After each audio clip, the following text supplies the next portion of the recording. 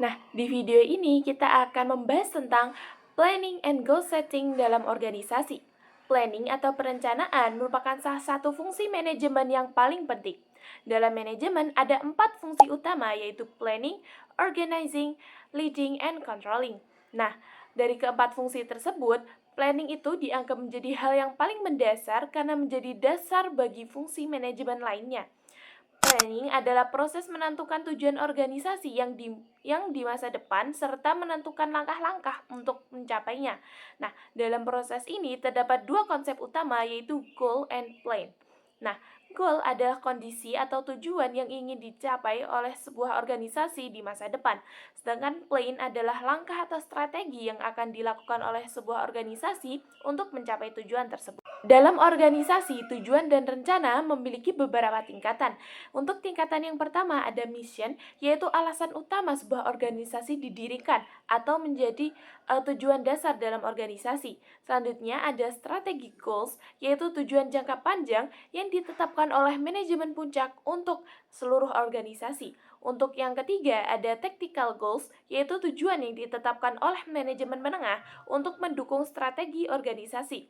Yang terakhir adalah operational goals, yaitu tujuan yang lebih spesifik lagi dan terukur yang berkaitan dengan kegiatan sehari-hari dalam organisasi. Agar tujuan organisasi dapat tercapai secara efektif, diperlukan keselarasan antara berbagai tujuan tersebut. Salah satu alat yang digunakan untuk menyelaraskan tujuan organisasi adalah strategi map. Strategi map merupakan gambaran visual yang menunjukkan hubungan antara berbagai tujuan dalam organisasi. Biasanya, strategi map terdiri dari 4 area utama, yaitu learning and growth, internal business process, customer service, dan financial performance. Keempat area ini saling berkaitan. Misalnya, pengembangan karyawan dan inovasi akan meningkatkan proses bisnis internal yang kemudian meningkatkan kepuasan pelanggan dan akhirnya meningkatkan kinerja keuangan perusahaan. Selain itu, tujuan yang baik juga harus memenuhi beberapa kriteria. Tujuan harus spesifik dan dapat diukur, memiliki batas waktu yang jelas, fokus pada hasil utama organisasi, bersifat menantang tapi realistis, serta dikaitkan dengan reward atau penghargaan bagi karyawan. Dengan adanya perencanaan dan penetapan tujuan yang jelas, organisasi dapat bekerja lebih terarah, efisien, dan mampu mencapai keberhasilan dalam jangka panjang. Kita akan membahas seputar perencanaan dan penetapan tujuan dalam organisasi. Nah, perencanaan ini sendiri dimulai dari tujuan dasar organisasi atau alasan keberadaannya, lalu dijabarkan dalam mission statement. Setelah itu, organisasi menetapkan tujuan yang tersusun secara bertingkat, yaitu strategic goals, tactical goals, dan operational goals. Tujuan strategis berkaitan dengan arah umum organisasi, tujuan taktis mendukung pelaksanaan strategi pada bagian tertentu, sedangkan tujuan operasional berisi target yang lebih spesifik dan terukur untuk kegiatan harian. Bagian berikutnya membahas operational planning, yaitu perencanaan yang membantu manajer untuk mengarahkan karyawan dan sumber daya agar tujuan organisasi dapat tercapai secara efektif. Selain itu, ada Management by Objectives atau MBO, yaitu sistem manajemen yang menekankan penetapan tujuan bersama antara manajer dan karyawan. Proses MBO meliputi penetapan tujuan, penyusunan rencana tindakan, peninjauan kemajuan, dan penilaian kinerja. MBO bermanfaat karena membantu organisasi lebih fokus kepada hasil, meningkatkan motivasi karyawan, memperbaiki kinerja, dan menyelaraskan tujuan individu dengan tujuan perusahaan. Namun jika terlalu berfokus pada hasil akhir tanpa memperhatikan proses, MBO dapat menimbulkan masalah. Terakhir, ada dibahas dua jenis rencana, yaitu single-use plan dan standing plans. Single-use plans adalah rencana untuk tujuan khusus yang tidak berulang, seperti program dan proyek. Sementara itu, standing plans adalah rencana yang digunakan berulang kali dalam situasi rutin, seperti kebijakan, aturan, dan prosedur. Nah, secara keseluruhan, kesimpulan yang dapat kita tarik adalah materi ini sendiri menegaskan bahwa keberhasilan organisasi sangat bergantung pada kemampuan manajemen dalam menyusun tujuan yang jelas dan rencana yang tepat agar seluruh kegiatan dapat berjalan terarah dan mendukung mencapai tujuan organisasi itu sendiri.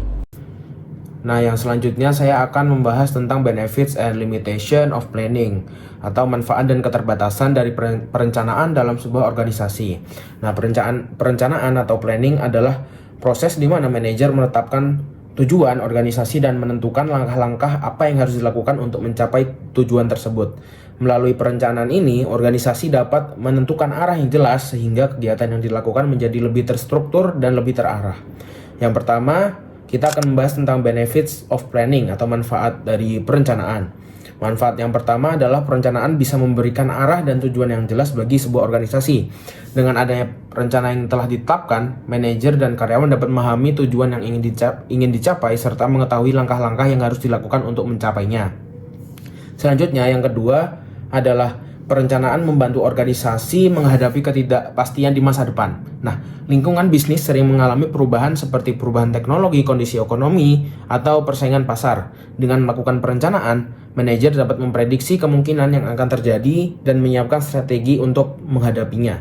Nah, manfaat yang ketiga adalah perencanaan membantu meningkatkan koordinasi dalam organisasi. Ketika setiap bagian organisasi memiliki rencana yang jelas, maka aktivitas kerja dapat berjalan lebih terkoordinasi dan setiap bagian dapat bekerja sama untuk mencapai tujuan yang sama. Manfaat yang berikutnya adalah perencanaan membantu penggunaan sumber daya secara lebih efektif dan efisien. Melalui perencanaan yang baik, organisasi dapat mengatur penggunaan waktu, tenaga, kerja, dan biaya dengan lebih tepat sehingga dapat mengurangi pemborosan. Namun, selain memiliki manfaat, perencanaan juga memiliki limitation of planning atau keterbatasan. Nah, keterbatasan yang pertama itu adalah perencanaan membutuhkan waktu dan biaya yang cukup besar. Proses penyusunan rencana seringkali memerlukan pengumpulan data, analisis, dan diskusi yang mendalam. Nah, selanjutnya yang keterbatasan kedua adalah perencanaan didasarkan pada prediksi atau asumsi mengenai masa depan. Karena masa depan tidak selalu dapat diprediksi secara tepat, maka rencana yang dibuat bisa saja menjadi kurang sesuai dengan kondisi yang sebenarnya terjadi. Selanjutnya keterbatasan yang ketiga adalah perencanaan dapat membuat organisasi menjadi kurang fleksibel. Jika manajer terlalu terpaku pada rencana yang sudah dibuat, maka organisasi mungkin akan sulit beradaptasi ketika terjadi perubahan lingkungan yang cepat. Selanjutnya ada planning for a turbulent environment. Dalam lingkungan bisnis yang penuh ketidakpastian, perencanaan seringkali memiliki keterbatasan. Oleh karena itu, manajer perlu menggunakan pendekatan perencanaan yang lebih fleksibel agar organisasi dapat menghadapi berbagai kemungkinan yang tidak terduga. Terdapat 3 pendekatan penting yang dapat membantu organisasi menghadapi situasi tersebut, yaitu contingency planning, scenario building, dan crisis planning. Contingency planning merupakan rencana yang dibuat untuk menghadapi keadaan darurat atau kondisi tak terduga yang dapat memengaruhi organisasi. Dalam proses ini, manajer mengidentifikasi berbagai faktor lingkungan yang berpotensi menimbulkan masalah seperti penurunan ekonomi, kenaikan biaya bahan baku, perubahan teknologi, atau kecelakaan kerja. Setelah itu, manajer menyusun berbagai alternatif tindakan yang dapat dilakukan jika kondisi tersebut benar-benar terjadi. Selanjutnya ada scenario building. Skenario building adalah teknik perencanaan yang dilakukan dengan membayangkan berbagai kemungkinan masa depan berdasarkan tren yang sedang terjadi. Pendekatan ini membantu manajer untuk tidak hanya melihat masa lalu, tetapi juga mempersiapkan organisasi terhadap berbagai kemungkinan yang mungkin terjadi di masa depan. Biasanya, organisasi membuat beberapa skenario, mulai dari kondisi yang paling optimis hingga yang paling pesimis. Pendekatan ketiga adalah crisis planning, yaitu perencanaan yang dilakukan untuk menghadapi situasi krisis yang terjadi secara tiba-tiba dan mengancam keberlangsungan organisasi. Melalui crisis planning, organisasi dapat mempersiapkan langkah-langkah cepat dan tepat untuk meminimalkan dampak kerugian yang terjadi akibat krisis. Dengan menggunakan ketiga pendekatan tersebut, organisasi dapat lebih siap menghadapi perubahan lingkungan yang dinamis serta mampu mengurangi risiko dan kejadian yang tidak terduga. Selanjutnya kita beralih ke innovative approach to planning, yaitu proses perencanaan dalam organisasi itu terus berkembang mengikuti perubahan lingkungan bisnis dan juga sikap karyawan. Pendekatan baru dalam perencanaan itu melibatkan lebih banyak orang di organisasi, bahkan terkadang di pihak luar. Perencanaan juga semakin bersifat desentralis, yaitu ahli perencanaan bekerja sama dengan manajer di berbagai divisi untuk menyusun tujuan dan juga rencana. Pendekatan ini memberi kebebasan bagi manajer untuk mencari solusi kreatif dan juga membuat rencana yang lebih dinamis sesuai dengan perubahan yang cepat. Selanjutnya ada set stretch goals for excellence. Yaitu stretch goals adalah tujuan yang sangat ambisius dan juga menantang, tetapi tetap jelas dan juga dapat dipahami. Tujuan ini itu mendorong karyawan bekerja lebih keras dan juga mencari cara baru untuk mencapainya. Contohnya pada Amazon ketika Jeff Bezos meminta timnya membuat perangkat membaca digital yang sederhana dan juga ringan, yang kemudian menjadi Kindle. Tujuan yang sangat penantang seperti ini sering disebut sebagai BHAG atau Big Hairy Audacious Goal, yaitu target besar yang berani dan visioner untuk mendorong inovasi. Stretch goals membantu organisasi berpikir lebih kreatif dan juga menghasilkan terobosan baru.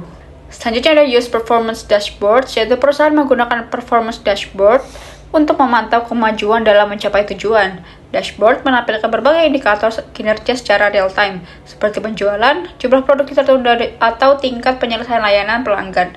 Informasi ini dapat dibagikan ke seluruh organisasi sehingga karyawan mengetahui perkembangan kinerja dan dapat segera menyesuaikan tindakan jika hasil belum sesuai target.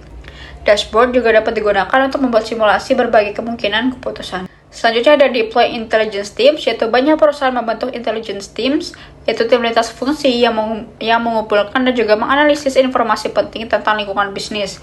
Tim ini membantu organisasi memahami masalah strategis, memberikan wawasan dan juga serta menyusun kemungkinan keputusan dan juga rencana. Intelligence Team juga membantu manajer membuat keputusan yang lebih tepat dan menyiapkan rencana cadangan ketika menghadapi perubahan atau risiko besar.